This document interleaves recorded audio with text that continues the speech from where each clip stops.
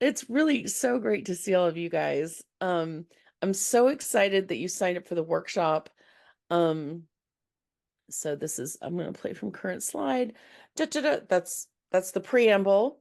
So here we go. You have signed up for a New Year's resolution workshop. And because you signed up for the workshop, I've made a few assumptions about you. Um, and one of them is that you are looking to have a really great 2025. Does that sound accurate? Yes, I'm seeing lots of faces nodding. You can always, I love an active chat. I'll try to be kind of monitoring as we go along and responding as needed. Um, but it is a fun way for you guys to like have little commentary, share what you're thinking, um, and sort of build community. Um, so the other thing that I'm assuming is that you have some goals. You have some ideas about what you want for 2025. Does that sound accurate? So what I want you to do is I think we're going to go on a journey. Let me just sort of tell you what to expect. We're going to go on a journey. We're going to start by writing out what you think your resolution is. Then we are going to cover some DBT skills that apply to this project. And then we are going to do a guided visualization for your 10-year vision for your life. You're like, I thought a year was overwhelming enough, but I want to give you a broader context, right, of what it is that you're building. And we're going to be using a DBT skill called imagining things going well. Okay. So imagining that you become the person that you want to be, that you're doing the things that you want to be doing with your life. And that's the vision that I want us to be continually coming back to as your most skillful self. And then we're going to do a review of last year. Because I think it's really important to do that, isn't it? As you look forward to the next year, look at like what you accomplished, what the lessons were, how you want to move forward. Um, and then I'm going to give you a little history of resolutions. We're going to talk about how to make great habits. And then we're going to start planning the first quarter of 2025. Concrete goals. It's so interesting that it's not bringing people in muted. When I'm trying to mute. I'm going to try and keep you all muted so that that we don't hear you coughing and all that. Um, so hello from Eugene, Oregon. Hello from I think Istanbul. I just have to tell you, for everyone who's seen the book, the artist who did most of the illustrations from my book is here for the workshop. It's here. Do you want to say hello? You want to unmute and say hello? Hello. Sorry, I got excited. So anyone who loves the illustrations, feel free to give her some love. I'm so glad you're here, honey. So we've got hello from Boston, from the Rockies, and Nashville, of course. Sending artist love. All right, we've got more people rolling in. Okay, so let's start out by what I want you to do is I'm gonna stop sharing for a minute and just make sure that everyone is muted. Wish I had like a big general way to do that. I think, all right, it looks like everyone's muted now. Fabulous. All right, so the first thing I want you to do is write down what your resolution is. What's the resolution that you're coming in with? And then we're going to keep taking the temperature of that resolution as it shifts. So just take a moment and write down, maybe you have more than one resolution. Maybe it's loose, maybe it's pretty specific. Whatever you've got right now is good.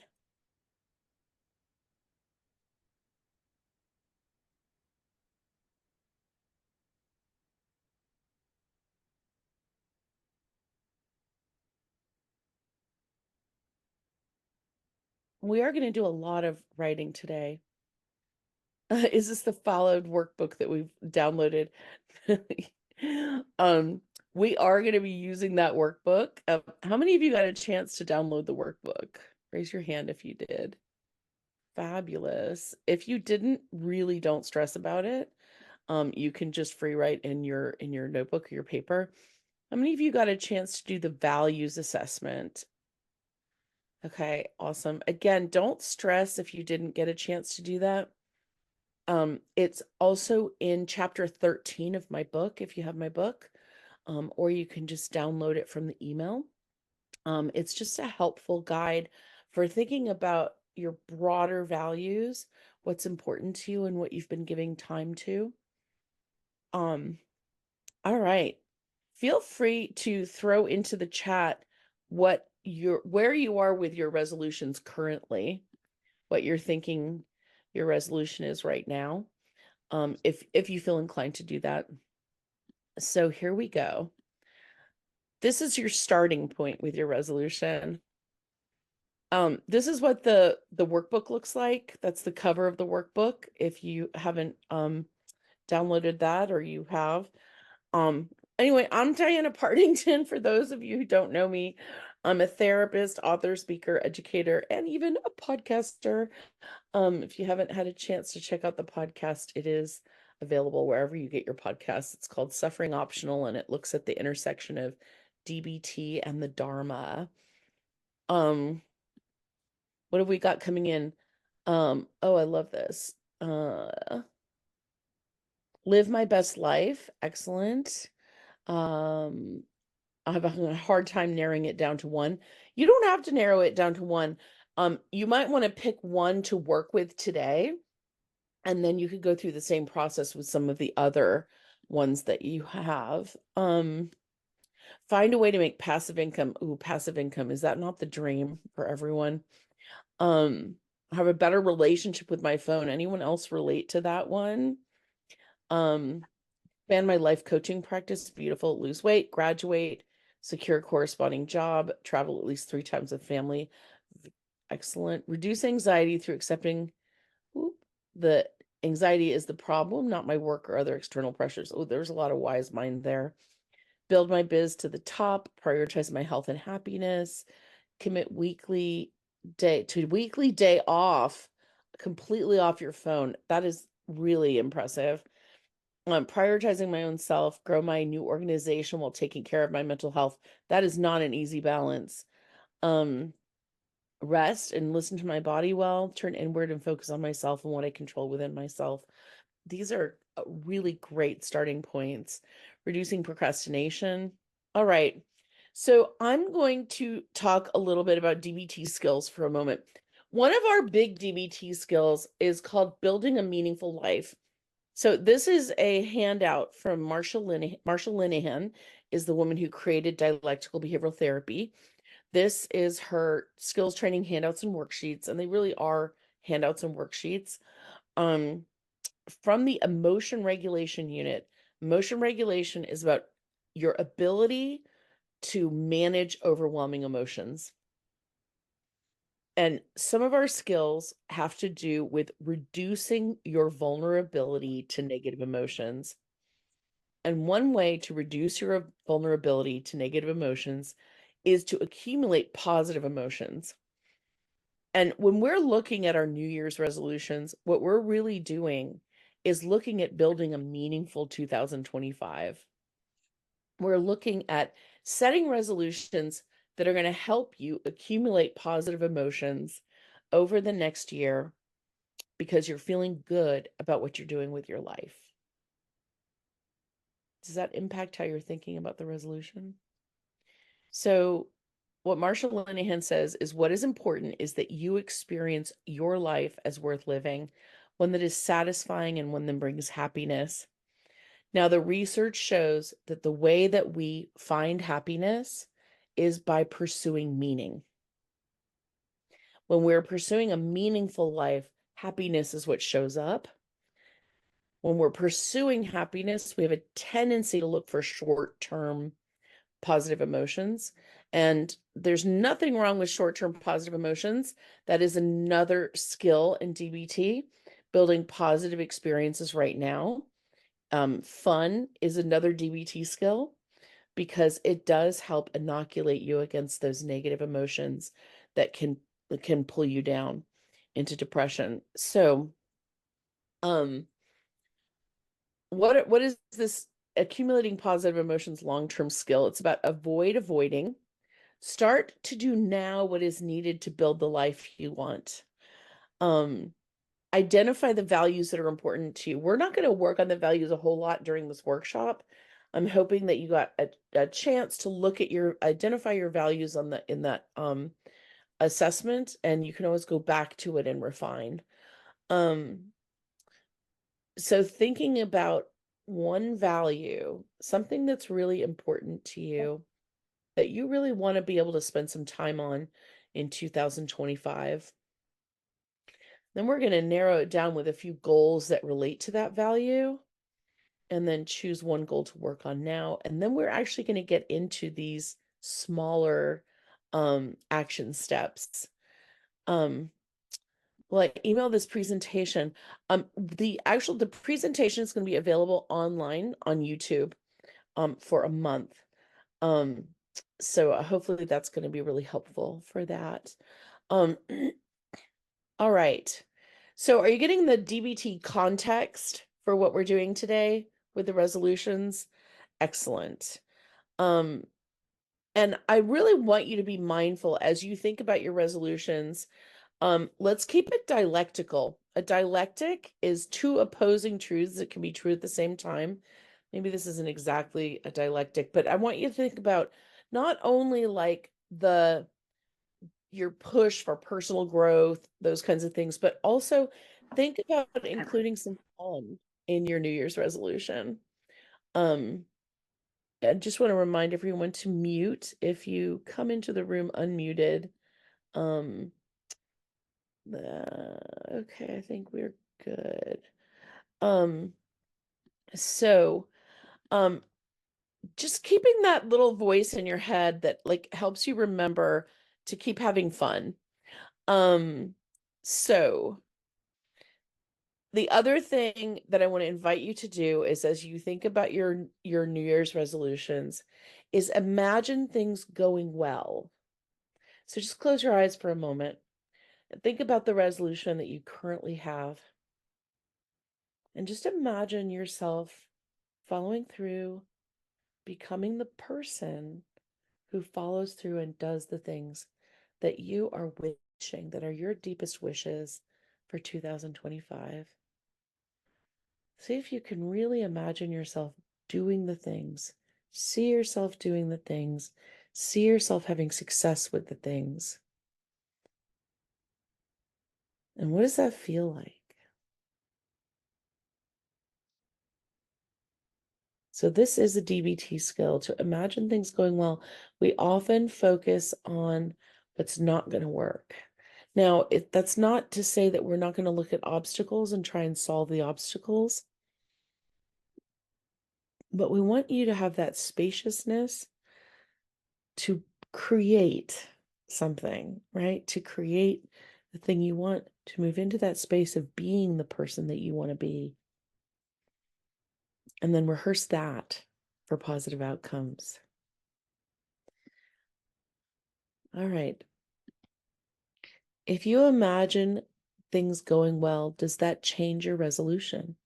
So we're going to be doing these little check-ins about your resolution. So I'm going to take a look at what you've written down for your resolution and then just check in. If you imagine things going really well, does that change how you're writing out the resolution or the way you're thinking about it? Is there anything you want to include that's been left out?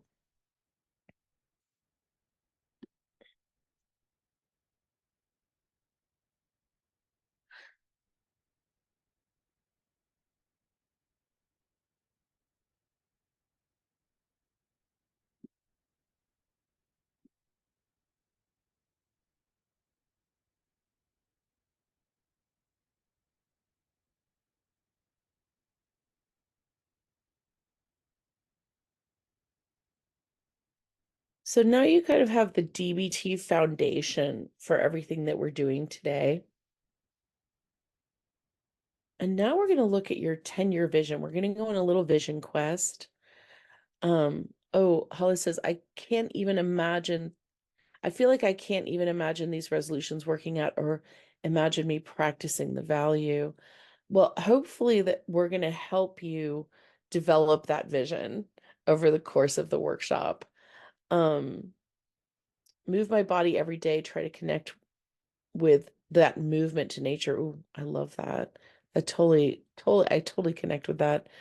Um, so next on our little journey together, we're going to do this 10-year vision quest. So what I want to invite you to do is settle in, get comfortable, because we're really are doing a guided visualization. So get comfortable. If you want to turn off your camera or leave your camera on, it's fine, whatever you're more comfortable with. Because you're going to close your eyes, sit back in your chair, and so gently close your eyes if you feel comfortable doing so. Let's take a few slow, deep breaths just to kind of drop into the moment, drop into your body. Don't be worrying about anything. Breathe in through your nose and out through your mouth. Oh, I like doing that loud sighing exhale. It's supposed to release endorphins. Who doesn't love endorphins? Take another deep breath in. Oh, letting your body soften and your mind become open and curious with each breath. Let's do one more. Oh, now picture yourself stepping onto a path that leads forward in time. We're walking into the future, into 2034, 10 years from now. Imagine yourself moving gently and easily, feeling safe and supported with each step. Ahead, you notice a soft glow. As you approach, the light grows brighter, and you realize that you have arrived in 2034. Take a moment to observe your surroundings. Notice any details about the place you're in. Are you indoors or outdoors? Is it morning, afternoon, or evening? What do you hear? Perhaps birds or music, the buzz of a city, or the hush of a peaceful environment. Breathe in the air of this future space and let a sense of calm and confidence settle over you. Now let's take a look at your future self, 10 years older, wiser, more settled and content. Notice how you carry yourself. What's your posture like? Your facial expression. Take a moment to appreciate the presence and energy of the person you've become in 2034 because you've followed your vision for the life that you want, because you have followed through on the goals and plans that you are making right now. Look around you and notice who's with you. Are there loved ones or friends nearby? Who are your mentors? Who are your colleagues? Imagine new relationships that you've formed along the way, friendships, the changing relationships with family, maybe the partner. Sense the quality of these connections, the warmth, support, shared laughter, and understanding. And if you're in a space that's lonely and you don't feel it right now, imagine that you have done over the course of 10 years. Imagine the ways that you have built this current reality.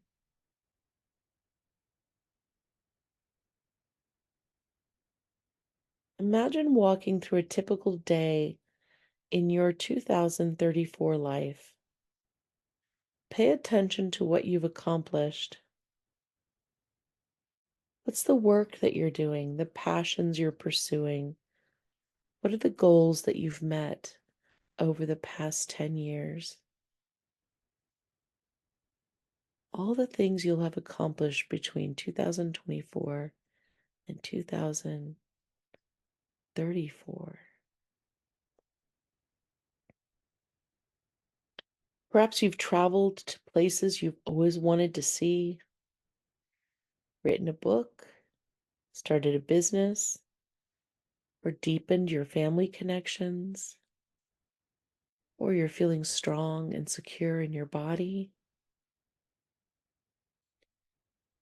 Feel the pride and fulfillment that comes from each milestone that you've reached over the last 10 years. What is the rhythm of your daily routine in 2034? Where do you live? Is it by the sea, in the mountains, or in a vibrant city? Picture the spaces where you spend your time. Imagine your home.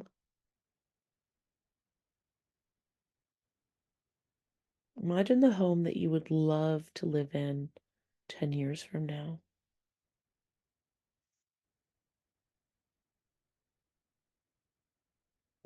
What is your workspace like? What's your favorite spot to relax? Notice the colors and textures around you. Let these images fill you with a sense of peace and alignment with your deeper dreams.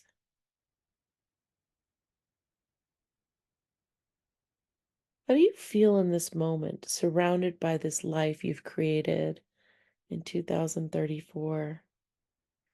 Is there a sense of purpose, balance, gratitude, or love flowing through your day-to-day experiences? Take a few moments to soak in the positive emotions of living your fullest life, guided by your deepest values and your heart's longing and desires.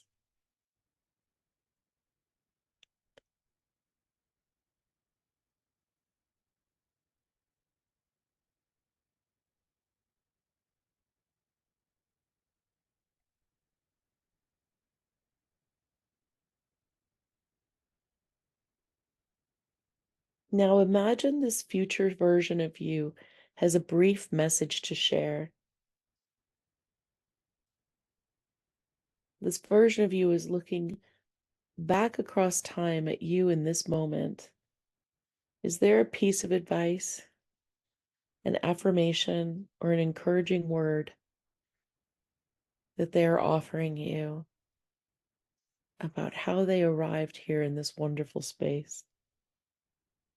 Listen quietly, allowing your heart and your wise mind to absorb any wisdom that arises.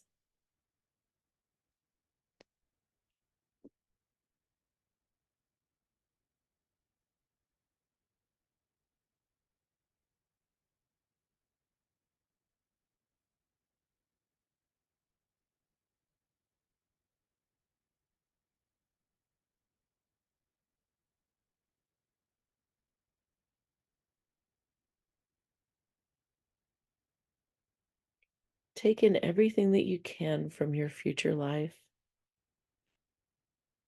Thank yourself for this glimpse of 2034. And now imagine walking back along the path that brought you here.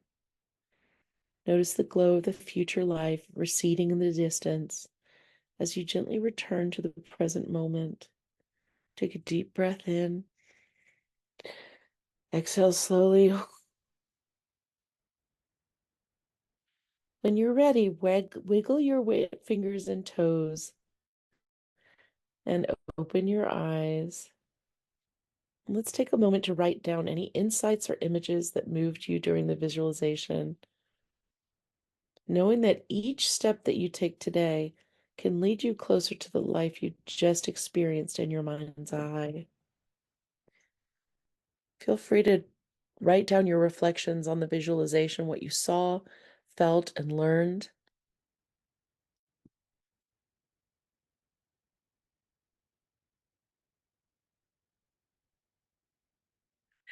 I love Kitty Cat said, "This visualization made me realize that my fullest life and purpose is to be a hippie.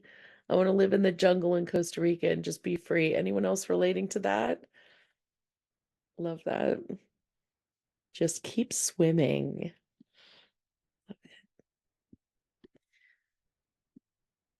So I do have some questions for you. So this is the first page in your workbook that if you want to work with the workbook that you can use. You can write down your number one goal for the next 10 years. What does it look like? How do I feel? What have you already done that leads towards that goal? And how do you feel about what you've already accomplished? Because I think it's really important that you don't dismiss the things that you've already accomplished, the things that are already bringing you into the reality of being this person that you want to be. Love that. Don't give up on your goals and dreams. Stay positive and determined. Be kind to yourself above all. Lauren wants to live on a sailboat. Love that. So I also have a few questions for reflection. Again, with all of these, don't feel like you have to answer every one of these things. It's just these are just prompts. Whatever draws you, whatever you feel compelled that sort of helps you with your vision for your life, use those questions. Like, which image or moment in your future life felt the most vivid or inspiring? And why do you think that stood out? Who was with you in this future vision? And what did those relationships signify about your priorities or values? What specific achievements did you notice yourself celebrating in 2034? How did these relate to your current goals or desires? What one feeling or lesson from the visualization do you want to remember and embody as you move forward? It's worth it. Keep investing in people. Love that. I almost reached one of my goals, actually. We'll have an exhibit at the end of January. It's amazing when you're actually realizing those goals now. Keep listening to the subtle call of my heart's desire. Oh, that's so poetic and beautiful. For me, it was with my husband and kids. Picturing them growing up was bittersweet, but picturing the peace that was really profound to someone with a 7-week-old. Absolutely. All right, I'm going to play a little music and let you spend 5 minutes journaling.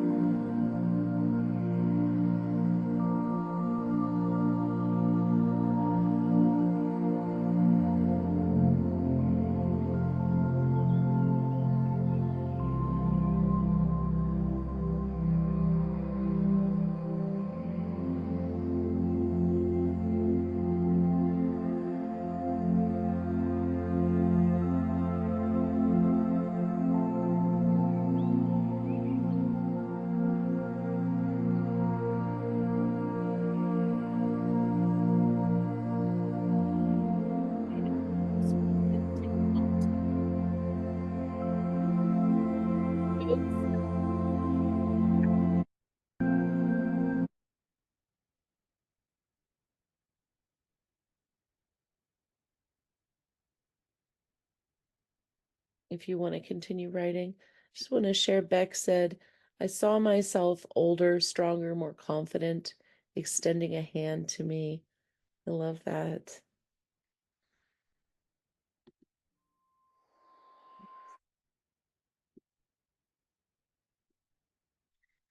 So, does that 10-year vision change your resolution in any ways? Just take a moment to look at your resolution, thinking of it in the context of your 10-year vision. Is there anything that you want to add? Is there anything you want to change? Or are you feeling satisfied that you're like, wow, this resolution really matches my 10-year vision for my life and what I want?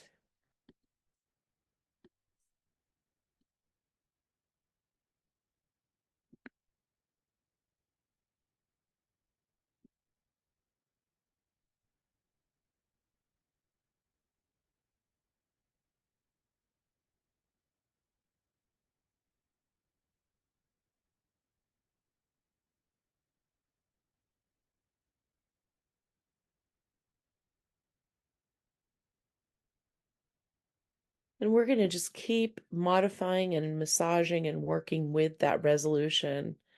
So let's go into a review of 2024. I've got some questions for you. So this is one of our worksheets in the workbook, but as you can see, you can just sort of create your own in your notebook if you don't have the workbook downloaded. So the first thing is the 1 year summary of 2024. So I have some ideas and suggestions for that. You could, in one sentence, how would you describe the overall tone of your year to a close friend who you haven't seen in a while? This is the summary, the one sentence summary of 2024. Was there a big shift or growth moment for you in 2024? And how would that shape your statement of this year was? You could think about who you were in January of 2024 versus who you are here at the end of December.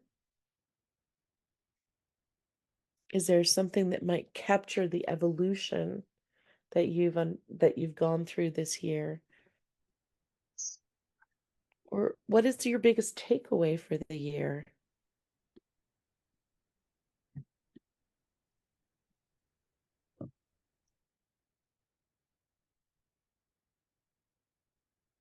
Deborah, welcome back. So we're just working on a one sentence summary of 2024. What this past year has been.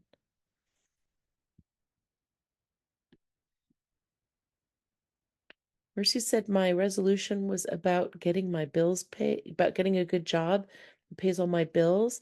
But my 10-year vision was much more creatively focused. Right now, I don't feel very creative because I'm so stressed.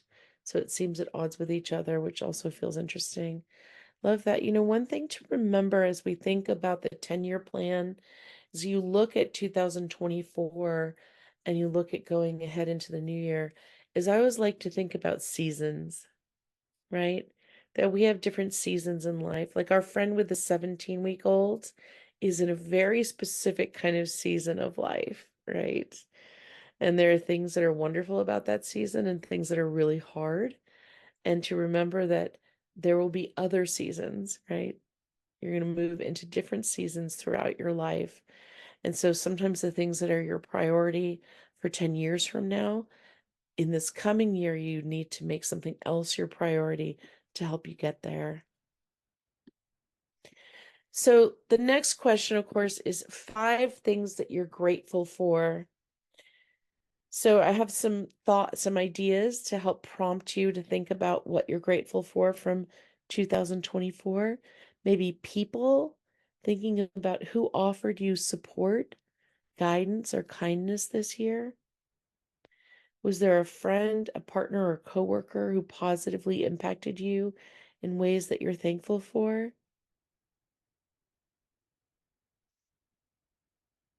Were there moments or experiences that were memorable, that mattered to you,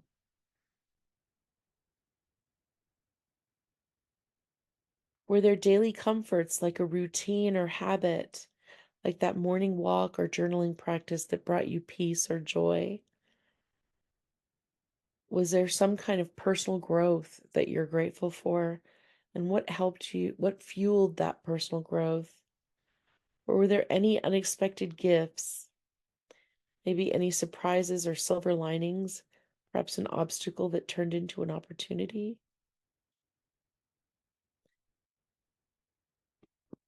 And what do we have here? So much wisdom in the chat. Um, Mark's overall tone for his vision of 2020 of the 10-year vision was wiser now. I love that. When you have a history of not reaching your goals, how do you approach this with a sense of optimism? So I'm hoping that one of the things that's going to happen is we're going to be working down on breaking down those goals to help you learn how to achieve the goals. Does that make sense? So if you have a history of not reaching your goals, what we want to be looking at is what are the kinds of obstacles that get in the way, and how can we help you um, address those, problem solve those obstacles. Also trying to make sure that your goals are realistic.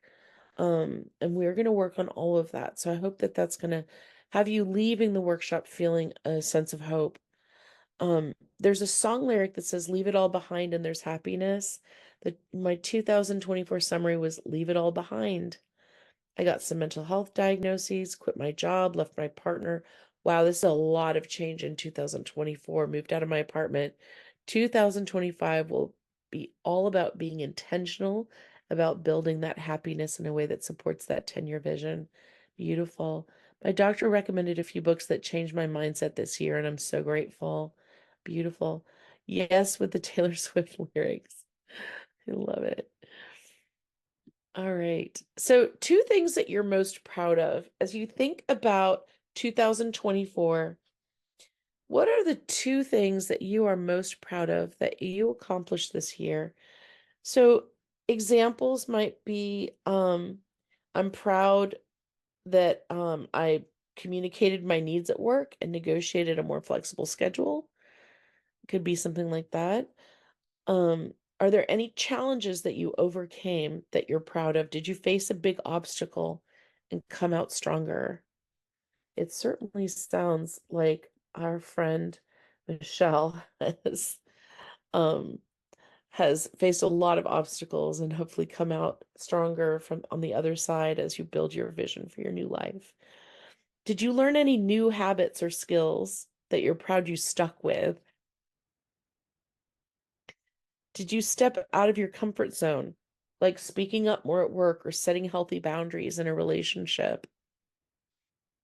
Did you finally complete a long-term project or reach a personal milestone?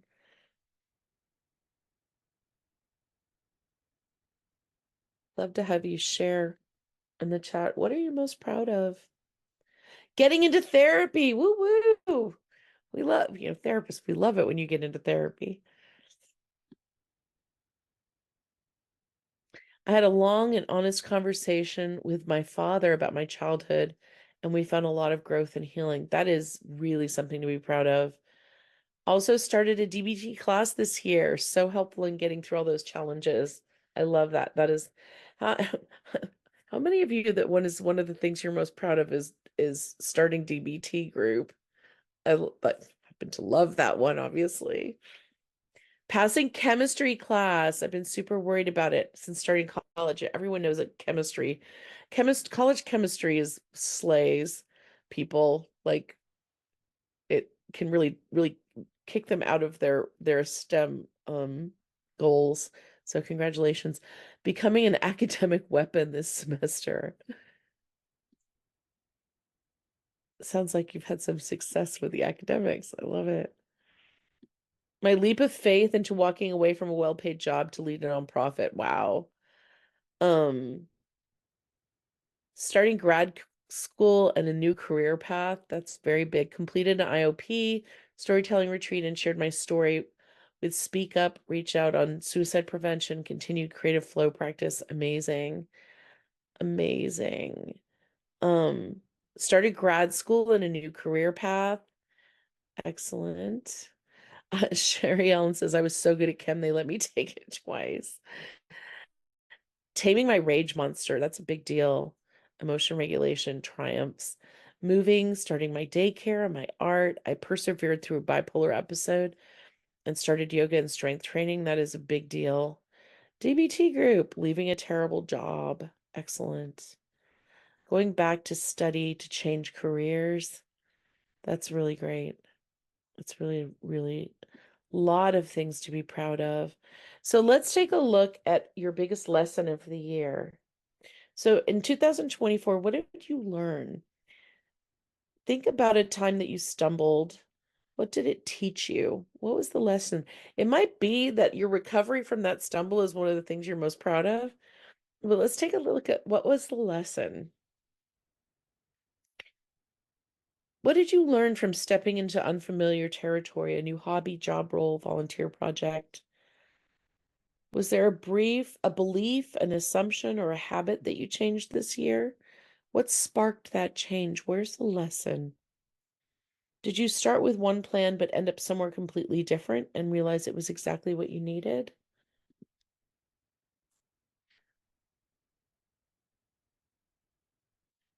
Oh, we've got more here. Gained a distance from a barrage of thoughts about my ex. Who? Anyone who's been through a breakup knows how difficult it can be to get away from those ruminative thoughts about your ex, right? Had a career change that didn't work out. Need to learn more about what forgiveness actually entails. I thought I knew it, but there's more to it. My lesson is that I deserve a life worth living. Oh, I don't have to just survive. I love that. I learned I'm stronger than I thought. I had to leave a bad marriage and somehow pull myself together. I'm doing well. That's a really powerful lesson to learn that you're stronger than you thought, right? That you actually are pretty tough. Mark says my biggest lesson was learning to build a growth mindset in my troubles and struggles. Absolutely. It's the lesson is to learn the lessons, right? The growth that comes from those lessons. Learning I can live alone as I lost my mom. I'm so sorry you lost your mom this year. It's a really, really challenging loss. If DBT was a word, what would you give it? Example, CBT change. Oh, well, I guess the thing with DBT is it's that balance of acceptance and change. So I guess it's two words, right? Acceptance, or maybe that's three. Acceptance and change. That would be that would be the thing that partially differentiates DBT from CBT. Lesson that my happiness has to come from within, challenge still working on finding that. I learned that I'm worthy no matter what, worthy of love, connection, safety, even when I'm jobless, seeming purposeless and in transition. That's really important. That job doesn't have to define who you are. Money isn't everything. We're in control of the behaviors that give it power over our lives. Accept and change, hearts. Through therapy, learning about childhood trauma, I understand myself more and more aware of your triggers. So helpful to be aware of those triggers. It's been life-changing for myself and my family, understanding my behaviors. Now I can change boundaries, and saying no was a big lesson. I already have what I need. I'm enough. That's powerful lessons. All right, so now let's have a little bit of fun because remember we talked about how fun is important. So let's just take a moment and you feel free to share in the chat your favorite trip of the year, favorite song, favorite movie, favorite event, favorite book, favorite meal, your favorite person, and I don't mean that in the like pop psychology BPD way. Um, I mean, like, just who did you really enjoy this year? Or favorite memory. Oh, Wicked. I loved Wicked too. That was so much fun. Stick to your guns, trusting my instincts and allowing myself to not only make my own decisions, but be confident. Cape May beach trip. Sounds amazing. Favorite trip, NamiCon Denver this summer. That's where I met you, Mark. Uh, a visit to Salt Lake City. Fabulous. I went to Paris for the first time. Definitely amazing. Visiting England, I loved it so much. Had to come back for a second time, right? There, you're there right now. Going to the Eras tour. Anyone else have that as one of their top top peak memories of 2024. Miami trip with my mom, Portugal for 65th birthday. Amazing. Kelly was there, Holly was there at NamiCon. I love it. Alaskan cruise. That's where I met all of you. Alaskan cruise. Um, oh, we've got more votes for the Eras tour. Favorite trip traveling solo to Peru. Favorite memory was trekking the hardest hike of my life, having a feast, skinny dipping in a river, and leaving a beautiful offering for the land. Amazing. Estes, Colorado. I climbed a mountain. First solo trip overseas since before COVID. That's a big deal. Was much needed. Disney with my daughter. That sounds so fun. Favorite trip to the UK. Beautiful. So these are just remembering what's fun to you. Does that make sense? Like remembering to include that sense of fun. What are the things that you just that bring you a lot of enjoyment? Making sure that we bring those forward into 2025. Haven't traveled for this year or the last 3 years. So you can think about if, I mean, you know, I think because I love travel so much, I always act like it's so important. But I think that it doesn't have to be important to everyone. It's what's really important. I think we established this in one of my DBT groups is that most of the people in the group love staying home, and staying home is a priority. Like they love their home, and I think that's amazing. Meal, this beautiful salad and a wonderful piece of fish covered in green olives. It was the most delicious and beautiful salad at a Cuban restaurant in Key West. Oh, I've had some seriously good Cuban food in Key West. Um, Took my first vacation with a handsome, loving partner. Tulum, it's underdeveloped. I take it better than he did. It's hilarious. All right. So let's keep rolling. Oh, hang on. I've got two people in the waiting room. It. All right. Um, so the next thing on our journey, and you do have a worksheet for this in the workbook, is this is a practice from Japanese psychology. Um, Let me just check it. Um, this is a practice from Japanese psychology called Nakon. And Nakon is a practice of self-reflection. So why do I love Japanese? I have such a passion for Japanese psychology. And the reason that I love Japanese psychology, so Japanese psychology grew up parallel to Western psychology. So over in Europe, we have like Freud and Jung and those guys starting the talking cure. And the same thing starts happening in Japan at about the same time. But the Japanese psychology is very different because one of the things that happens with Western psychology is we tend to be very individually focused, while Japanese psychology tends to be much more relational. And, one of the criticisms of Western psychology is that it's not relational enough, that we get so caught up in ourselves and, and, setting boundaries and all of that, that we lose sight of being relational. And so we want to enter into that dialectic. And I feel like the Nakon practice is very much relational. It really is about what our interactions were like with other people. And so the first question that we're asking is, what have I received from others? And when we're talking about what you've received from others, we are really talking about specific things, like getting into the nitty-gritty weeds of what you've received. So thinking about, I'm just going to give you some prompts. What book do we read to learn more about Japanese psychology? I'm writing a book. It's going to be about tools from Japanese psychology that kind of support skills from DPT. One of my favorite books is not very well edited, but it's called The Art of Taking Action. And this is a really powerful book for overcoming procrastination. Um, it's a little bit sloppy, the book, honestly. But I've prescribed it to so many people because it's so helpful. It's written by Greg Crash. let me just type into the chat his name. It's The Art of Taking Action by Greg. There we go. So helpful. And he also has a whole book about Nacon if you find this practice helpful. In Nacon in Japanese psychology is a practice that you actually do every day.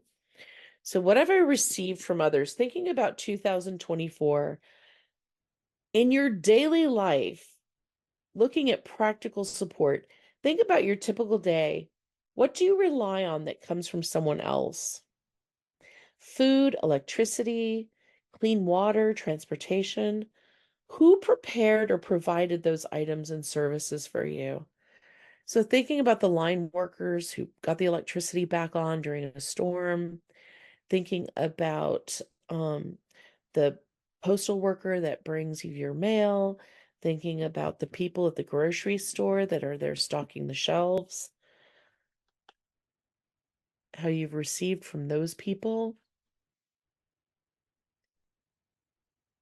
Can you recall a moment when someone offered you encouragement, comfort, or understanding? Who was that person and how did their actions help you? Who taught or inspired you in a significant way? Who listens to you when you're feeling stressed or worried?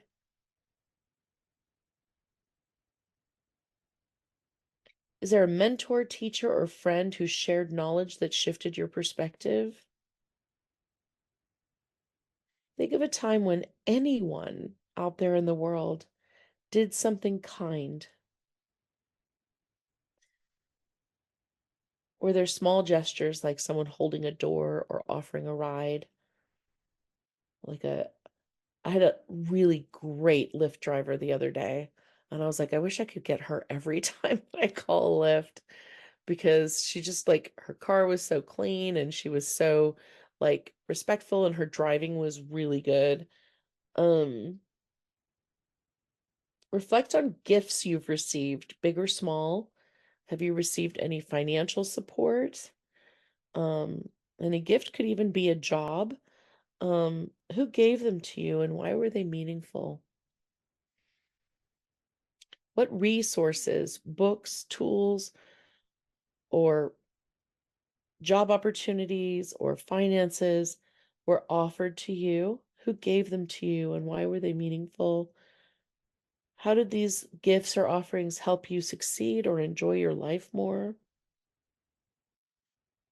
Who has spent time with you? Who has worked alongside you?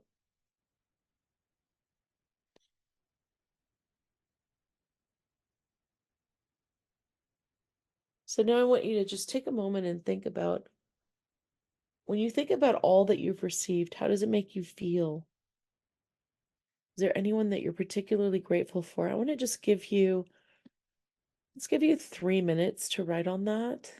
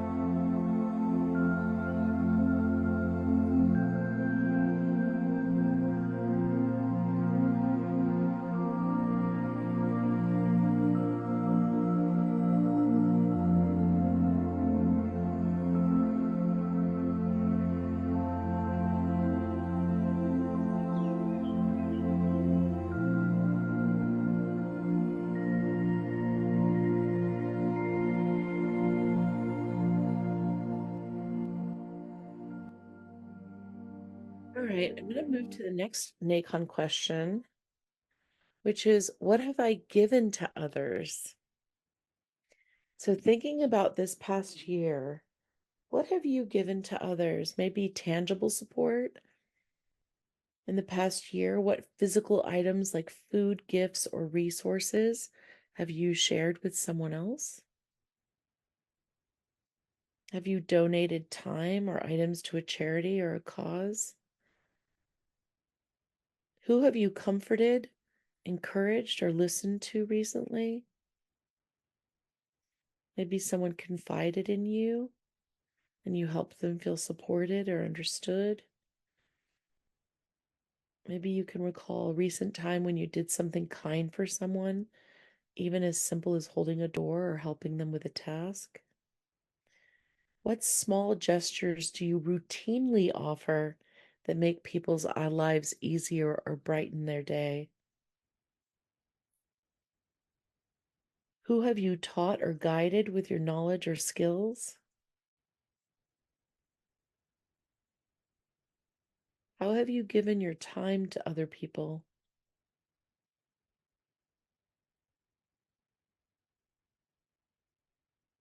Have you offered anyone praise, reassurance, or hope?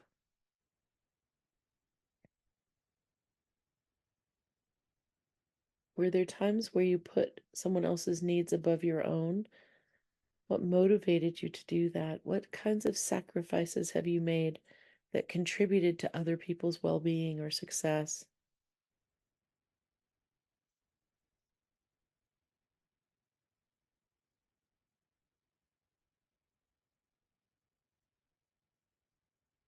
I can tell you, everyone who bought my book gave me something, right?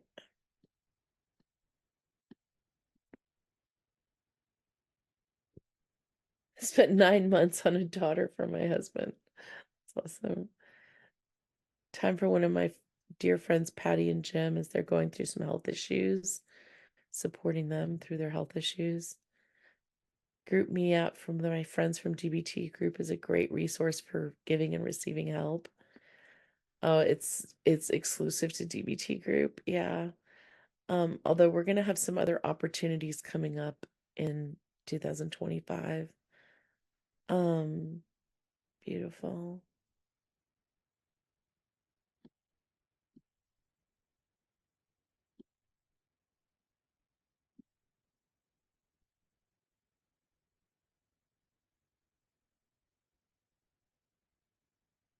So I'm going to move forward. I want to invite you to come back to these questions, everything that we're doing, and do more reflection on them.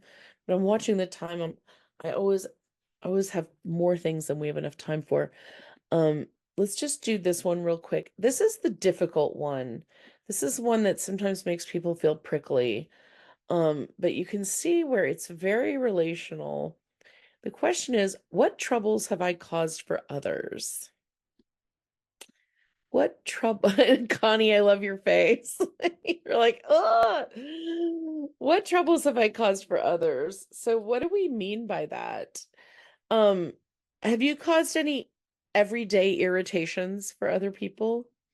Have you caused someone inconvenience by being late, forgetting a commitment, or failing to follow through on a promise? Did you overlook any small acts of respect or courtesy? Like not cleaning up after yourself, leaving tasks undone, creating extra work for others.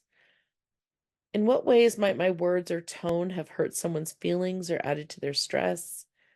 Have I brushed off someone's concerns, made them feel unheard, or dismissed their point of view?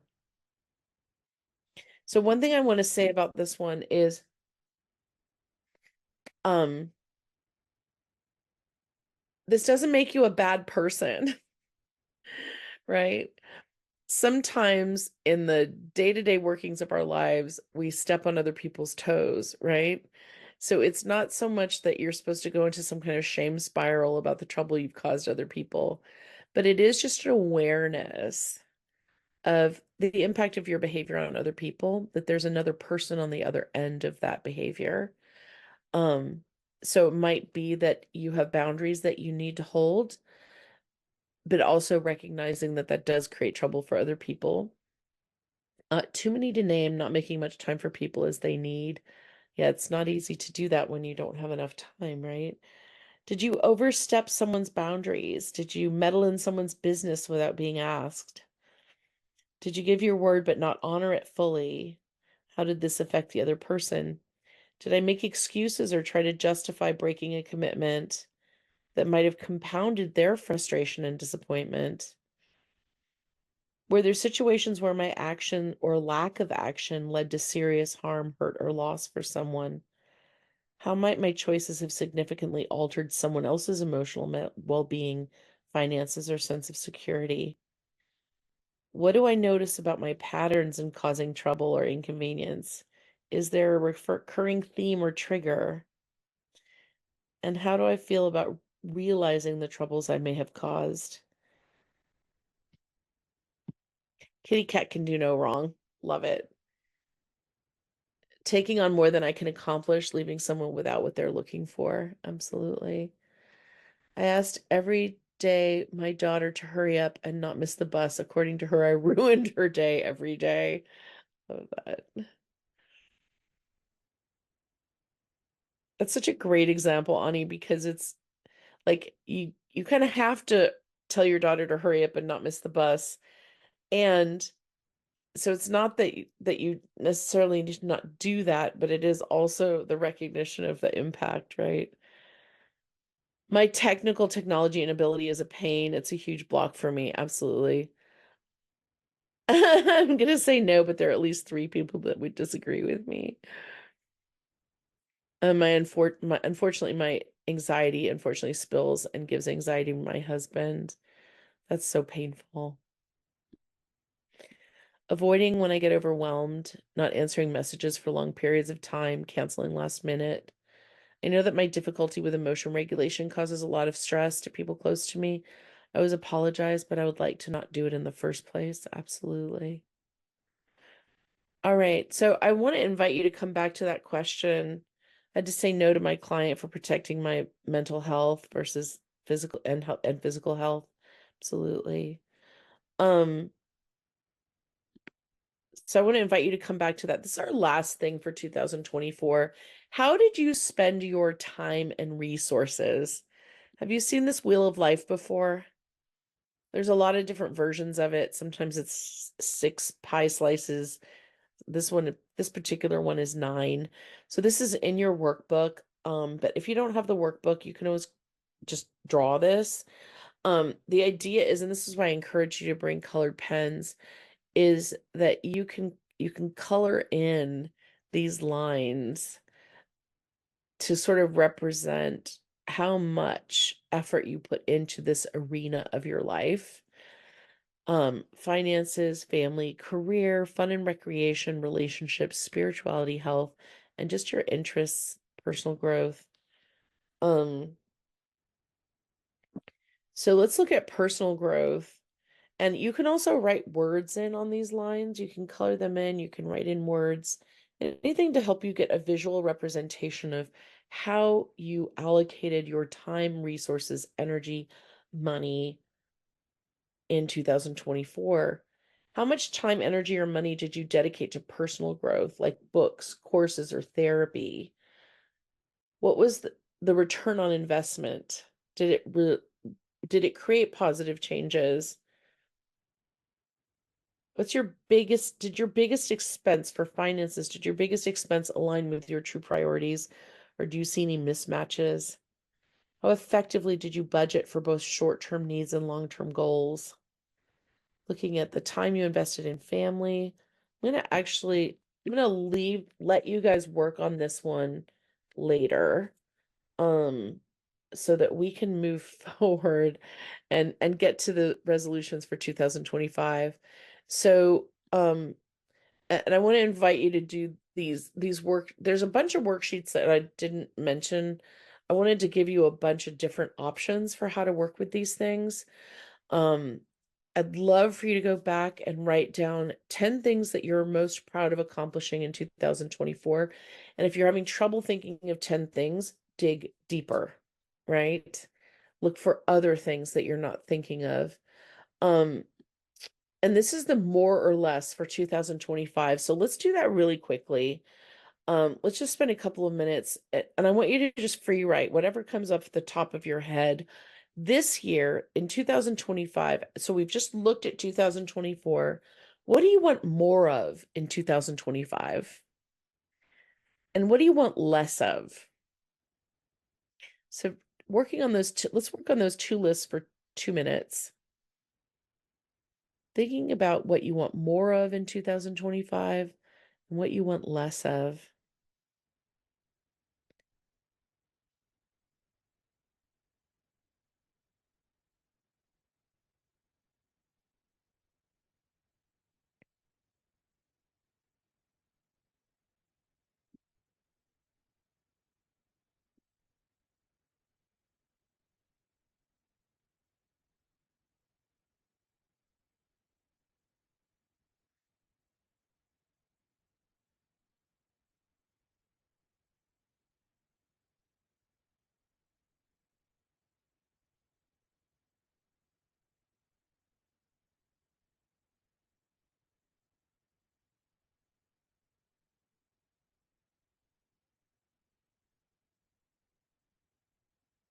So now where are we with your, we're going to skip the breakout rooms. Where are you with your resolution at this point? How is your resolution changing? Did looking at 2024 shift anything for you about what you want for 2025?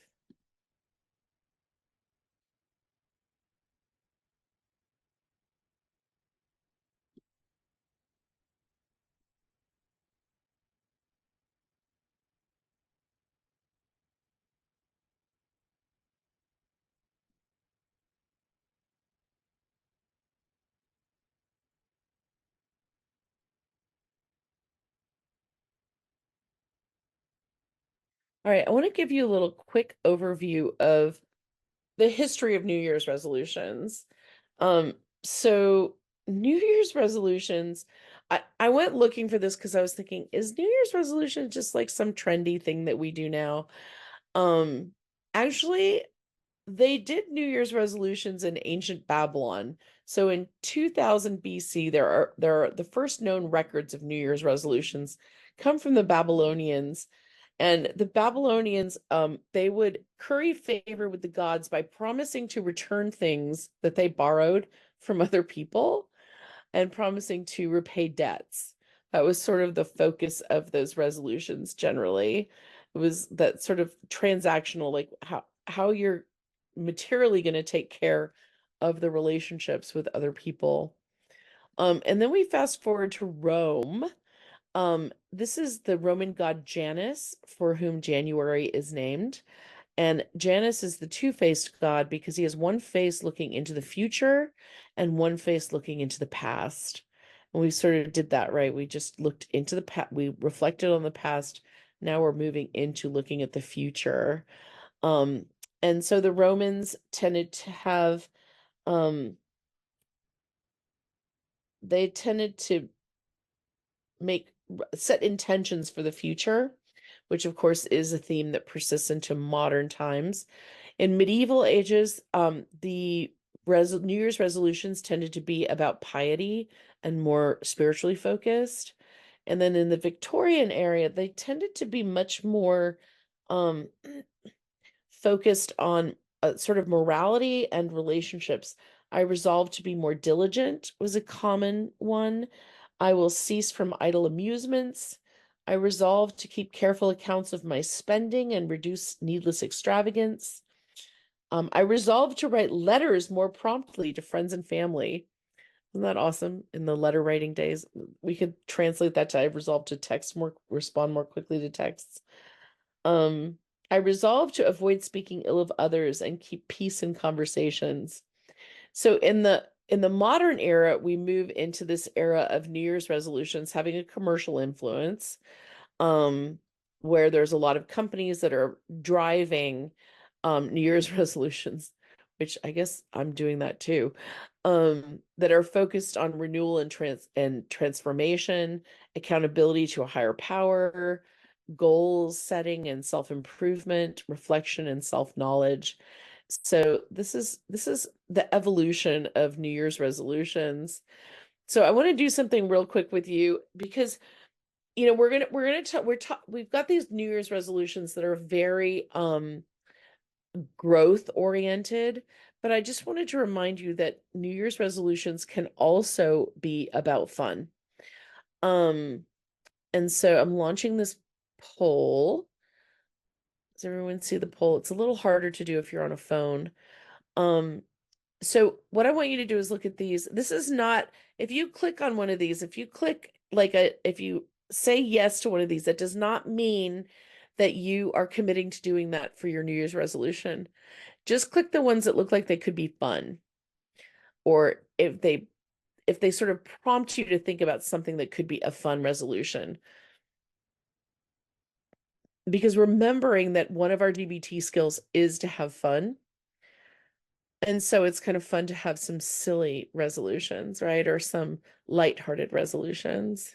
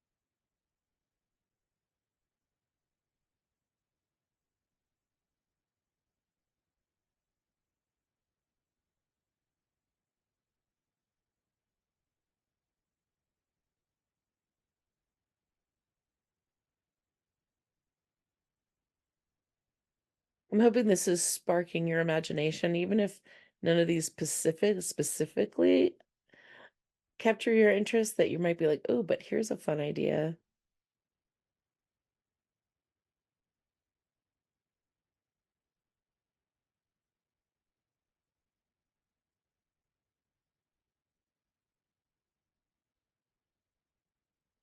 And feel free to write down any inspiration that you're getting about things that might be fun to commit to for the new year.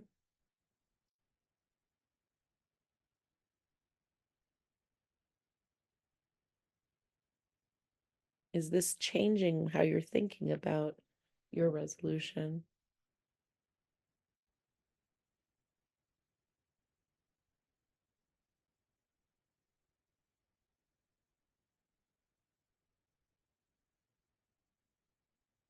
I've got 31 of 41 people's submitted. So I'm going to give you one more minute to wrap up.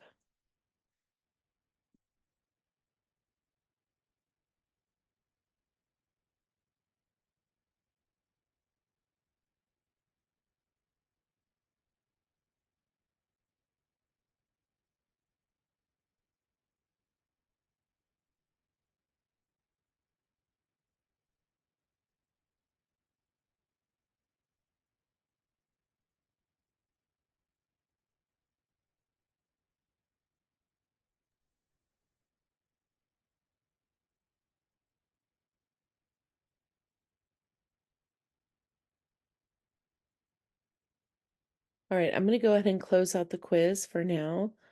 Um, for anyone who didn't get a chance to finish, my apologies, but I do want to move forward in the interest of time. So I'm just going to share the results if you want to take a look at those.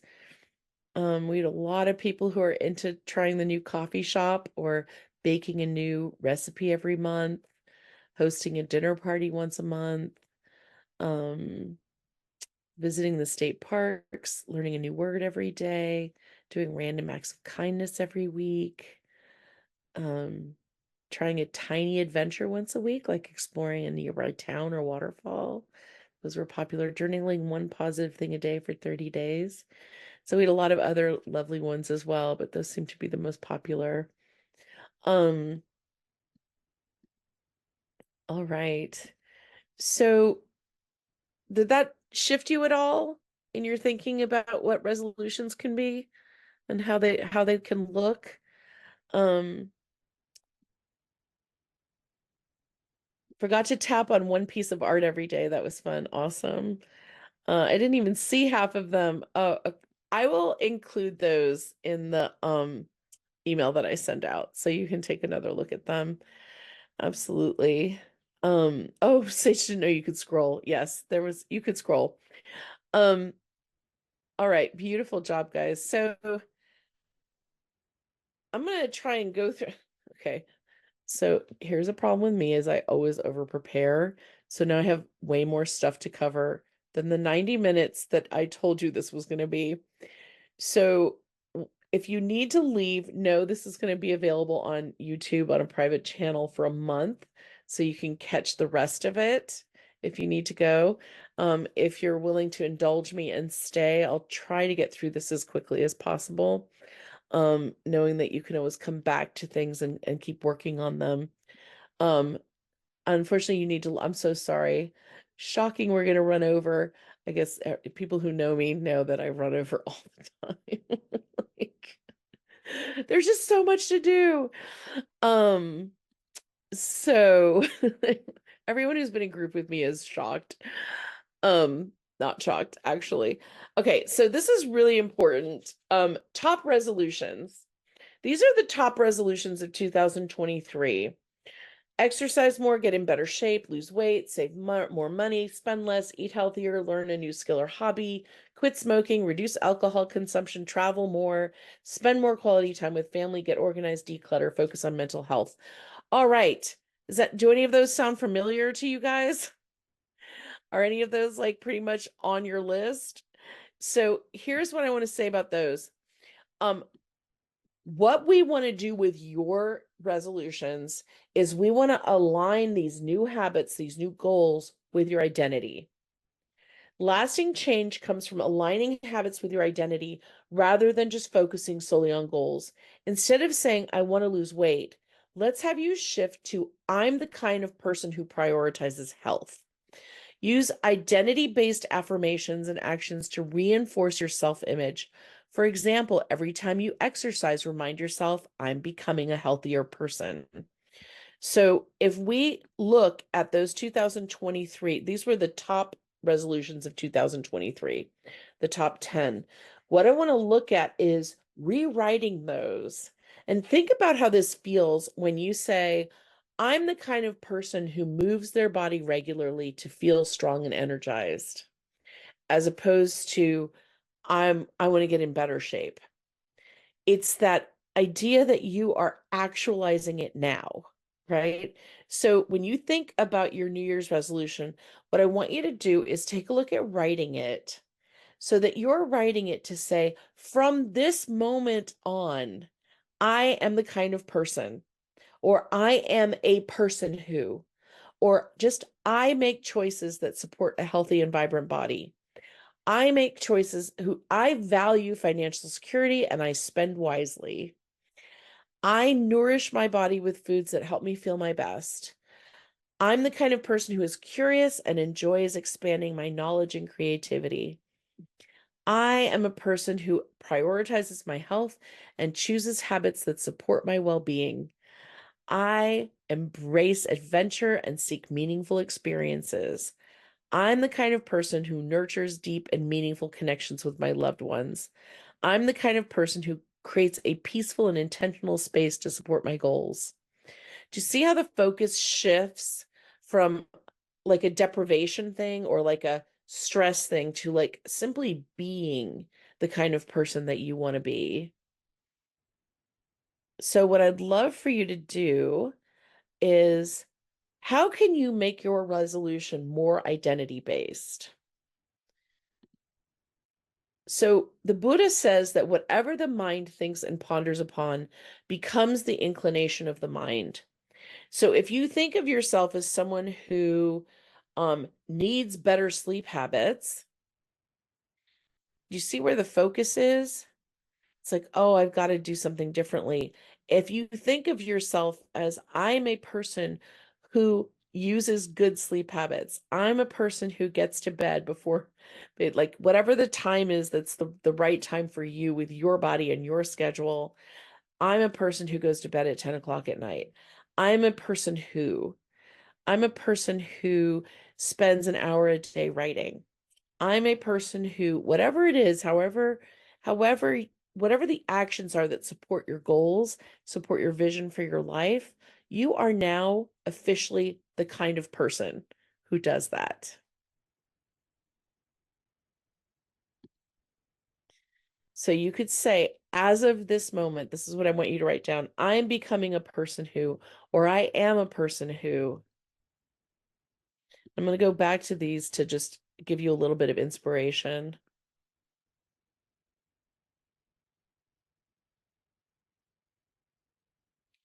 I'm the person who goes to sleep at a time such that I can be well rested. Absolutely, you are, John. Feel free to share them in the chat. I am a person who,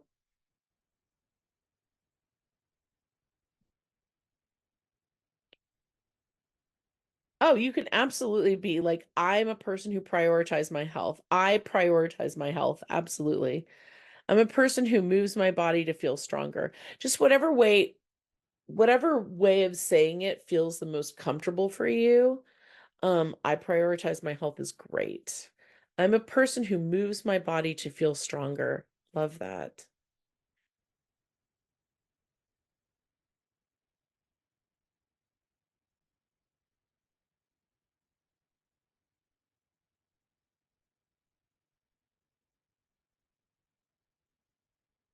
I'm a person who is curious and enjoys learning new things. Yes, you are. I'm a person who practices devotion. Oops, I'm losing track of them. I'm a person who practices devotion to my spiritual health, and it makes me feel great. Yeah, you are. I'm a person who believes you can reduce your anxiety and stress. How about this? I'm a person who is calm and confident. I'm a person who handles difficult situations with confidence and grace. How does that sound? I'm a person who values connection with others and prioritizes building relationships even when it's hard. Absolutely. All right. So that's another thing you can work on. I'm a person who prioritizes my creative flow and needs help setting up my Etsy. I'm a person who knows how to ask for help when I need it. How about that? I am. That's right. I'm a badass. I take care of my mental well-being and focus inward. I prioritize my health and make choices that support a healthy and sexy body. There we go. Go kitty. Love that. Um, I'm a person who enjoys helping others with clear boundaries. How about I'm a person who has clear boundaries? I'm a person who models clear boundaries for other people, or I enjoy helping. I'm a person who loves helping others. I enjoy helping others with their boundaries. Um, so whatever the mind thinks and ponders upon becomes the inclination of the mind. So we're building new synaptic pathways by thinking this way. So, um, what do we think? Should we do the New Year's resolution guided visualization? It's going to take about 5 minutes. Are we down for that? All right, let's do it. Um, so go ahead and settle in, get comfortable. Allow your spine to be tall but relaxed. Rest your hands gently in your lap, palms facing down or up, whatever feels natural to you. Close your eyes, soften your gaze, and let the outside world fade just a little. Take a deep breath in through your nose.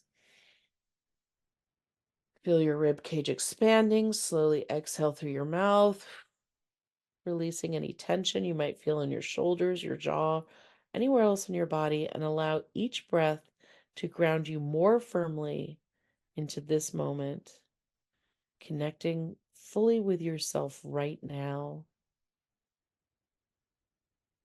So let's revisit that vision of yourself that you created for 10 years from now. Remember what it felt like to stand in that future self, to notice your surroundings, the people who may be with you, the expression on your face, the qualities that you embody 10 years from now in your future life, like confidence, creativity, compassion, wisdom. Allow yourself to feel the energy of that future self. Sense how you carry yourself, how you move, how you speak. Let any emotions or insights from that vision fill your awareness. We're just revisiting for a moment. And now let's look at the past year. Let your attention shift to the past year, the triumphs that you celebrated, the challenges you faced, recalling a few standout moments, those personal obstacles that you overcame, the goals that you achieved, or something new that you learned about yourself. Let yourself feel that pride or appreciation of these milestones.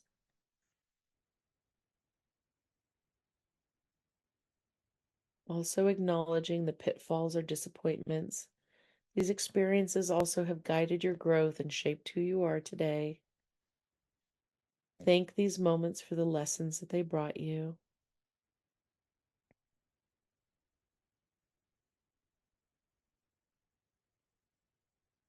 At this moment, you are standing at the threshold between the old year and the new year. Notice what qualities you are bringing with you into 2025. Perhaps a deeper self awareness, maybe a greater resilience, or readiness to open your heart. Sense the identity that is emerging, this version of yourself that wants to step forward into the future, into the new year. Feel the energy of possibility, the subtle excitement of transformation. Who do you long to be in this next chapter of your life? In this coming year, in just these coming months, who do you want to be in January? Who do you want to be in February?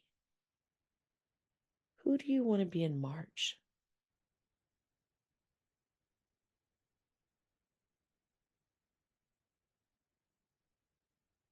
Now bring your awareness to your heart center, right in the middle of your chest. In fact, just put one hand on your heart and one hand on your belly, giving yourself a sense of support. Let your breath gently expand and contract into your hand that's covering your heart. Imagine a soft, warm glow there, like a small light that grows brighter with each inhale and exhale. Ask yourself as you breathe, you're asking your wise mind, what do I truly desire for this coming year? What transformation or change do I most long for? Try to feel the answer rather than think it. Notice any images, words, or sensations that arise. These are cues from your wise mind.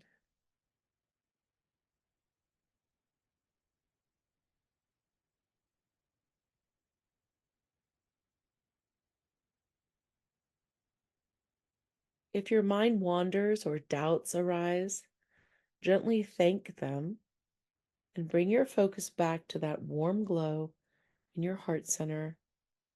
Trust that your heart already knows your truest desires, those that align with your core values and your highest vision for yourself.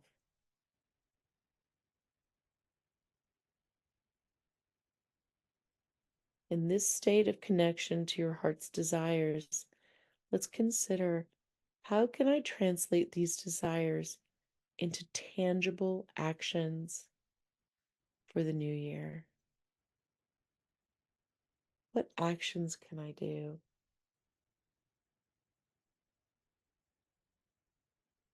See if one or two clear, heartfelt resolutions surface.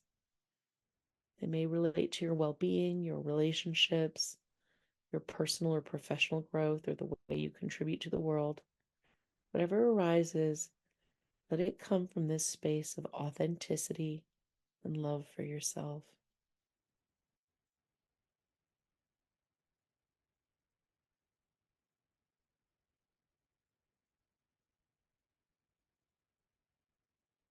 Hold these emerging resolutions gently in your awareness.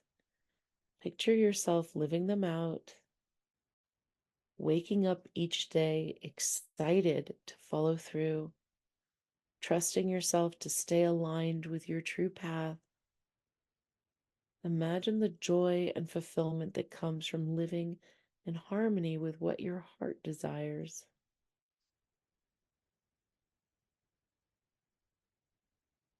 Now let's bring your attention back to the breath. Feel the cushion or chair supporting you, the floor beneath your feet. Take a moment to deepen your inhale and exhale. Wiggle your fingers and toes. When you're ready, open your eyes and take a few moments to jot down whatever thoughts, images, or resolutions arose.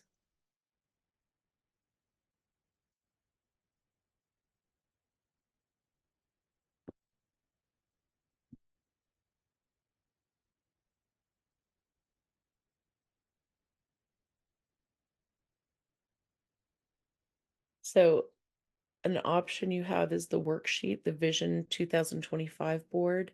Where do I see myself at the end of 2025? What are my top priorities? What goals do I want to achieve? How do I want to feel in 2025? That's an option. Or you can just write about what your heart's desire is, or just anything that came up for you in the meditation.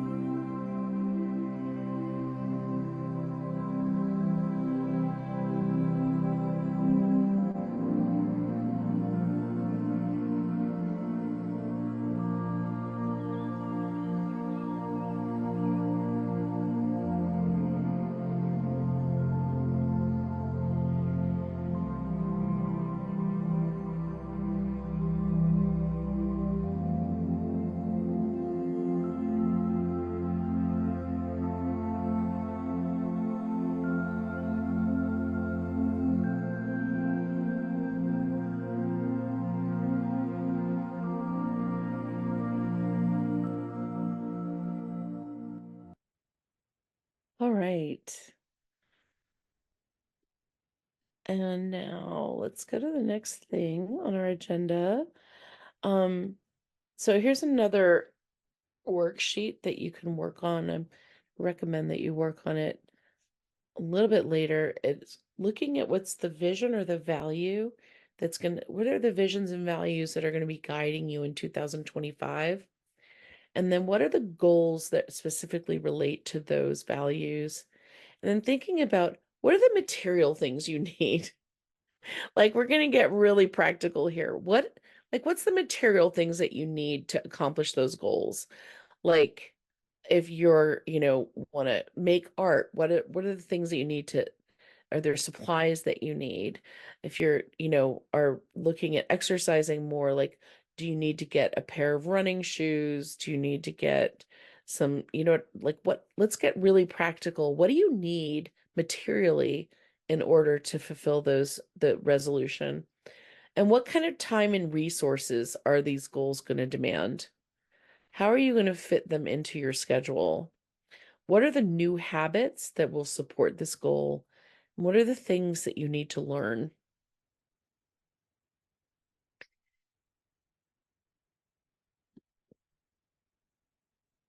Yes, I will include all of the questions for the Wheel of Life in the email. I think that's going to be really helpful. Um, all right, so I'm gonna leave you with this so you can work on this later because I want to be sure to get to a couple more things. So, all right, what does your resolution look like now? Is it changing as we go through all these things? Let me go ahead. And so hopefully we've got a fairly clear picture of what your New Year's resolution is for 2025. But here's what we know about the problem with a New Year's resolution. It's too much time. So think about it. If you feel like you have a year to get something done, does that slow down how quickly you're going to start moving on it and working on it? So what I've done is taken this idea from the 12-week year, that is based on a bunch of psychology research about how people actually achieve their goals. Annual goals feel distant, often leading to procrastination. Anyone relate to that? Right? People believe they have plenty of time to act, which delays meaningful progress. At the end of the year, many people realize they haven't achieved much. A 12-week framework creates urgency by focusing on shorter, more manageable period of time.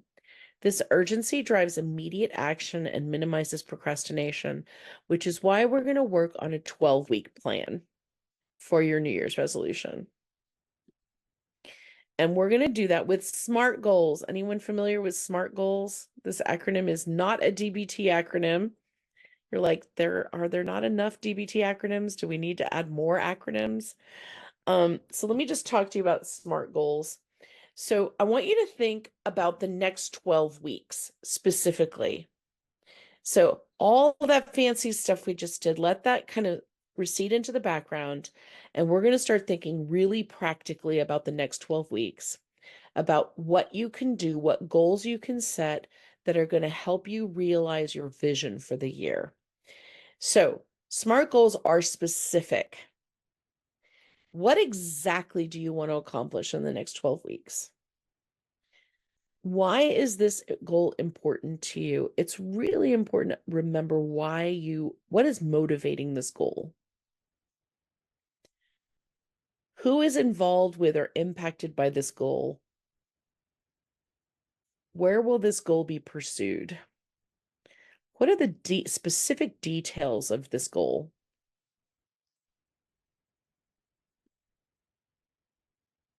Oh, no, washer overflowed. That's never good.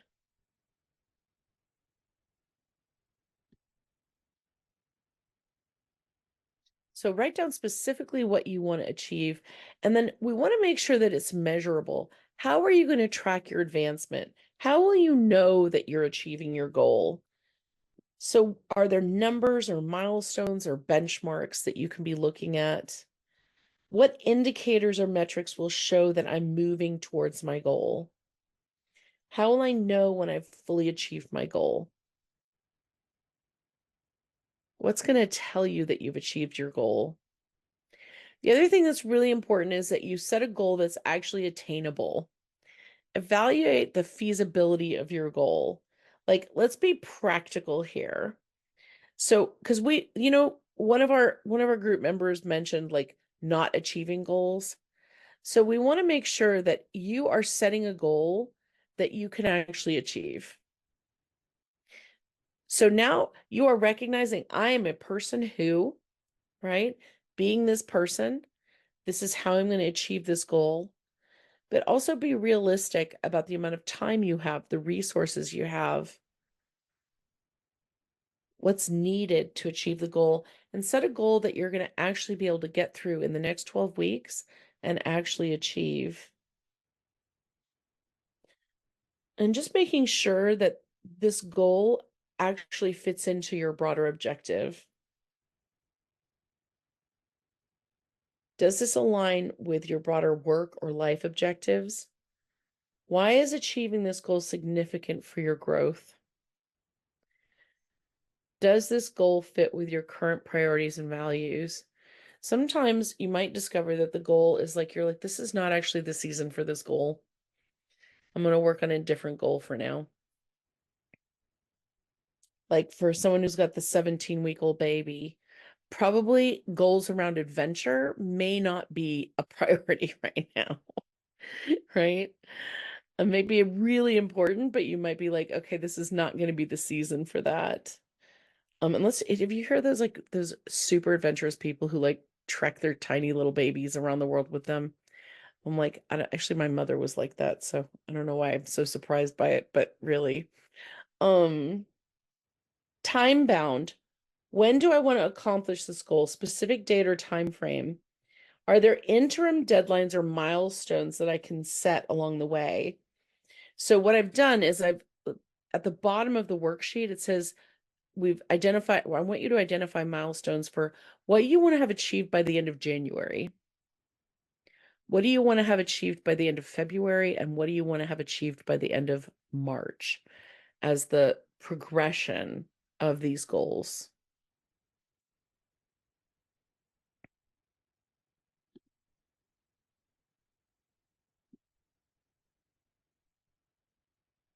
There's also, I included 3 copies of this in the workbook in case you wanted to identify 3 different goals that you want to be working on for the, they could be all goals that support one resolution, or maybe you have more than one resolution.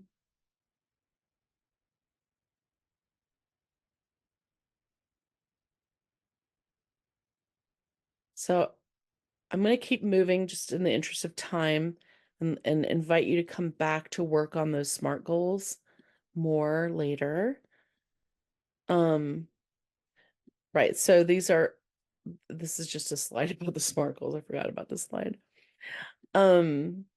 January goals. So let's take a look at January. January is coming for us next week. It's going to start on Wednesday. And so I want you to, as you look at January, what are your specific goals for January? What are the action steps that are going to help you get to those goals by the end of January? Any strategy that you're going to be applying? Let's just take a moment for you to jot down some things for January. And I also included this worksheet for February and for March in your workbook along with the calendar, so you can jot down like the action steps you're going to take and what days you're going to be doing those action steps.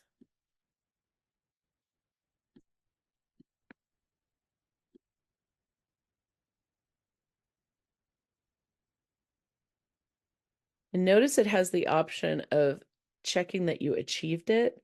It's really, really important. I want you to give, this is my instruction to you.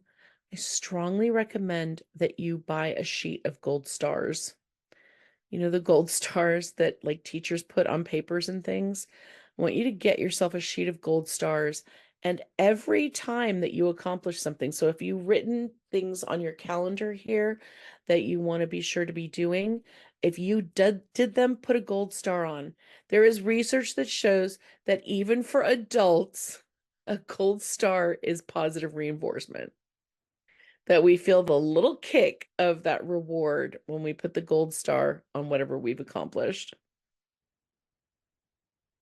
Because one of the things that's going to be really important is that you really recognize every little action step that you take towards your goal and celebrate those. So you can celebrate them by like, getting a box of chocolates and giving yourself a chocolate every time. But another way of doing that is just gold stars. That's very basic and easy. And then I want you to tell me about how much you're loving your gold stars. How surprised you are by how rewarding gold stars are. Um, so the next thing, so do you notice how we're starting to like narrow down, narrow down, narrow down in terms of time frame, right? The other thing that we're going to narrow down is another idea from Japanese psychology that I want to share with you because I think it's so important. People who know me know that I talk about this. I just posted about it on Instagram the other day. Kaizen. Kaizen is the strategy of breaking down the tasks into microscopic, tiny, incremental progress. So, how many of you, when you think about your New Year's resolution, does the amygdala is the fear center of your brain? When you think about trying to accomplish this, how many of you is your amygdala going, ah, it's scary. I don't know if I can do this. It's too much, right? That if you're someone who has anxiety, your amygdala is so sensitive to big goals, isn't it? They're too scary. So the idea of Kaizen is literally that we are tiptoeing around the amygdala. That's the amygdala right here. That's the part of your brain that's responsible um for your fear response and your anger response, right? And we're trying to not wake it up. So we're just going to tiptoe around it by making really tiny, tiny goals that is not going to activate the amygdala, right? We're going to break down those bigger goals into tiny, tiny, tiny steps. And I've got this Kaizen worksheet for you here. Um, so you can look at day one. So literally we're looking at January 1st, right? What is it that needs your focus or attention? What are the resources you need? What are potential obstacles? And check in. But I want to tell you here, we're going to look at how do you break this down into Kaizen size bites. So a Kaizen size bite might be if you need to get something organized. Um, Hang on, I've got my little examples here. If you're like, I am a person who enjoys a clutter-free environment, and you're like, okay, what you're going to do is you're going to go into a space and you're going to maybe declutter one corner, or you're just going to say, like, I'm just going to address the things that are on the dresser. Or if that's too much, if that's freaking out your amygdala, you're say, okay, I'm going to take one thing out of this room that needs to be donated. And then you could put that in your car. And then you could set for another day. I'm going to look up where the nearest location is of like a Goodwill. That's step 2. Does that make sense?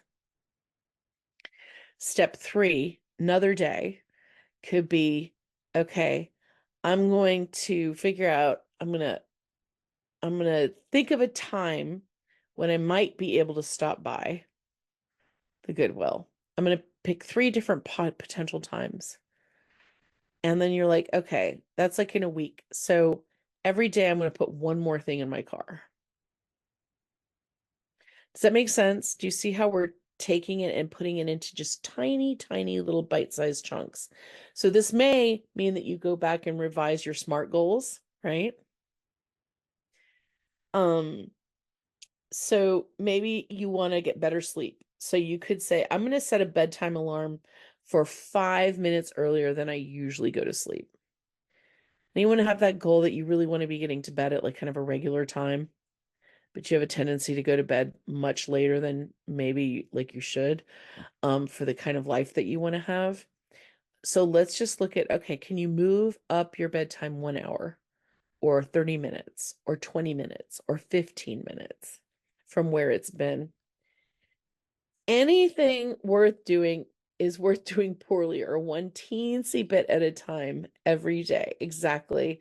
So that every day you've got something, some little tiny thing that you're doing towards your goal. Now, for some people, you might be someone who just likes to kind of tackle bigger things, but just be sure that whatever the level of tackling is that you're setting up for yourself each day, that it is really not going to freak out your amygdala, that it's not going to make you get overwhelmed and give up.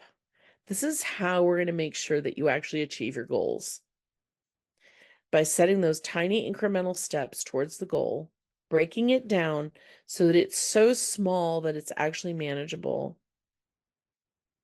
and then building the SMART goal back from that or adapting the SMART goal. So I have there's a bunch of other worksheets in your packet, habit trackers. So if, you're for the little goals that you set, that if there's like a particular habit that's involved, like if you want to work out more, the first thing you could do is think about what equipment you need and write that down, right? You could, on another day, you could look up nearby gyms. Just look them up. You don't have to do a damn thing about it, right?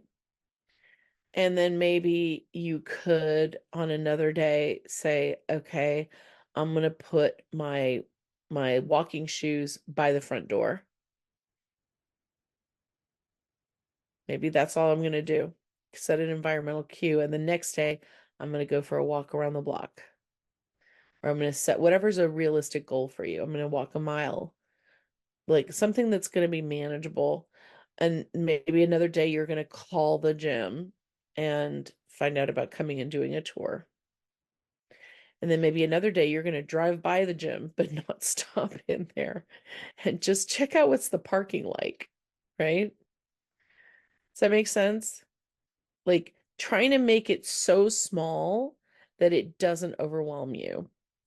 And then you can track what you've accomplished and you can put little gold stars on all of those. And then at the end of the month, you can do a monthly reflection. And I, the worksheet that I took this from originally said, what is your biggest accomplishments? I want you to note your smallest accomplishments. What are the little things that you were able to do? Does that make sense? So you celebrate those. What challenges did you face? What did you learn? What are you grateful for? What was helpful? And what did feel like a big accomplishment? What would you like to do differently next month?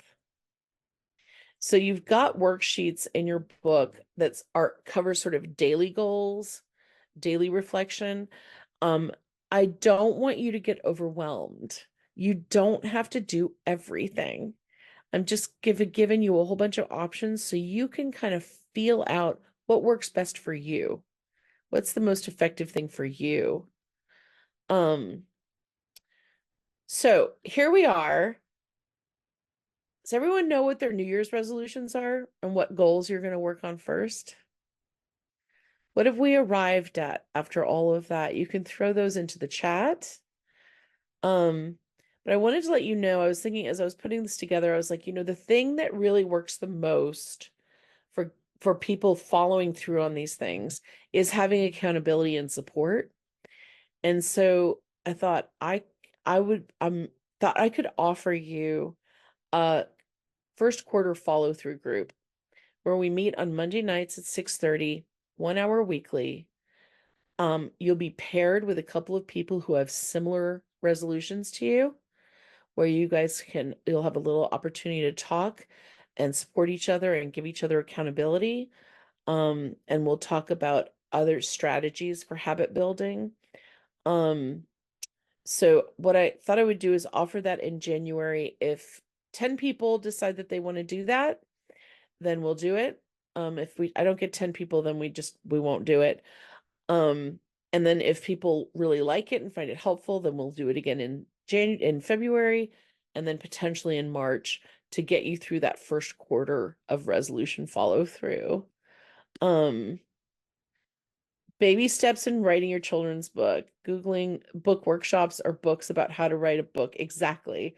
Then doodle about the book. I love that. Tiny steps. That is so perfect. Hollis is in for doing the workshop or for doing the follow through group.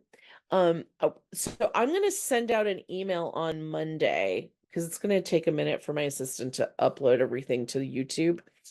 Um, I'm going to send out an email on Monday and it's going to have, I'm going to include those, the list of questions for your looking at your last year of the Wheel of Life.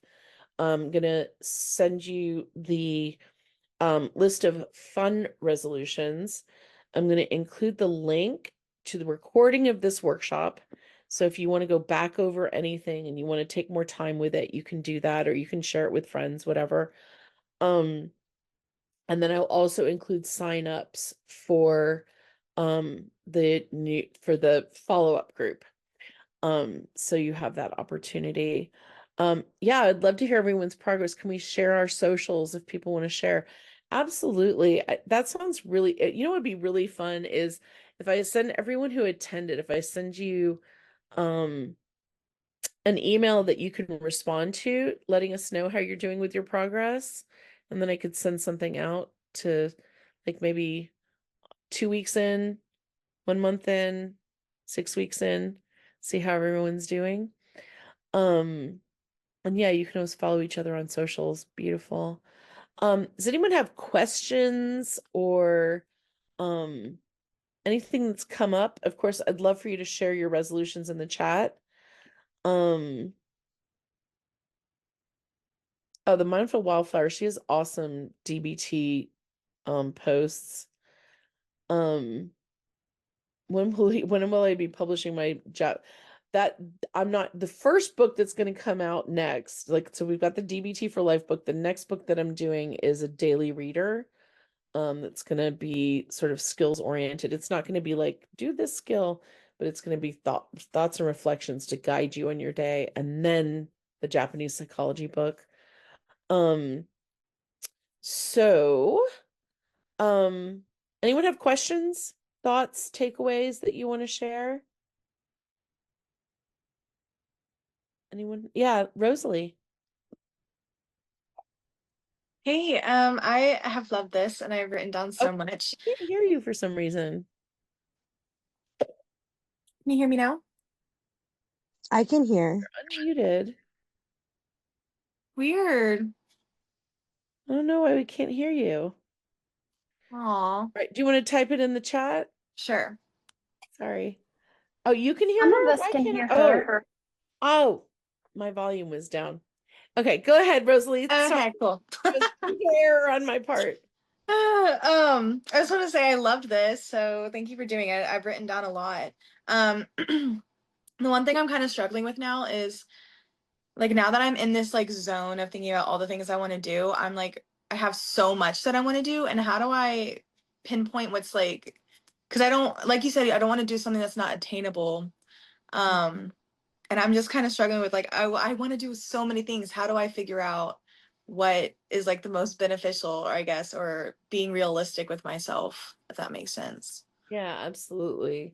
So I think that's where you got to be looking at your time and resources, right? Like, Mhm. what do I actually have time for? What do I actually have resources for? And you can say, you can be like, okay, you know what? I'm committing to the next 12 months, 12 weeks working on these things. And then I'm going to focus more on these things in the second quarter of two. Does that make sense? You Mhm. can push out some of those goals to 2024. Think about like what's for, I'm going to just tell you what works for me because I think it's going to be different for different people. But I like to work on the things that I'm most excited about when I have the most excitement about them. Does That it make makes sense. like Yeah. for that's how I avoid procrastination is I'm like, oh, I'm really excited about this, so I'm going to start working on it now because I feel like starting is the hardest part, isn't it? Like once you have some momentum, it's not as hard to keep going with it. So whatever is really firing you up, that balance of like what's firing you up and what's going to be like really relevant to your goals, right? And then just prioritizing, right? What's the one that is the most in line with your vision? What's achievable in the next 12 weeks? Does that Awesome. help? Yeah, that's super helpful. Thank you, Diana. Absolutely. Anyone else? I can only see like half of you at a time. Anyone else have thoughts you want to share, questions, concerns? All right. Um, Thank you so much for hanging out and for hanging out for 40 extra minutes. Just modeling imperfection for you. But I appreciate you all coming and spending the time, and I hope that this really does set the groundwork for you to have a really fulfilling, amazing 2025. Um, Thank you, Jacob. Thank you. You guys were all awesome. Um, I really enjoyed your participation in the chat as well. A lot more fun and I love that. This was more excitement and less anxiety for 2025. That sounds like a huge win. Um, Wonderful seminar. Loved it. I'm so glad. Anyone else know Etsy for selling? Would like to connect with art and creative folks, write book folks, make card deck folks. Ooh, mental health and art therapy certification. Ready to practice. Let's make it a great year. Beautiful. Yeah, I think Kelly, you shared your socials, right? So anyone who wants to connect on all of those beautiful things, just follow Kelly on Instagram. Um, and if you're not following me on Instagram, my Instagram is suffering optional, and there is a post about Kaizen, from like 2 days ago. You're all awesome. Have an amazing 2025 and stay in touch. Let me know how everything goes.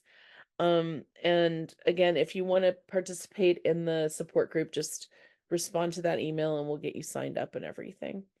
All right. Thanks so much, guys. Take care. Bye.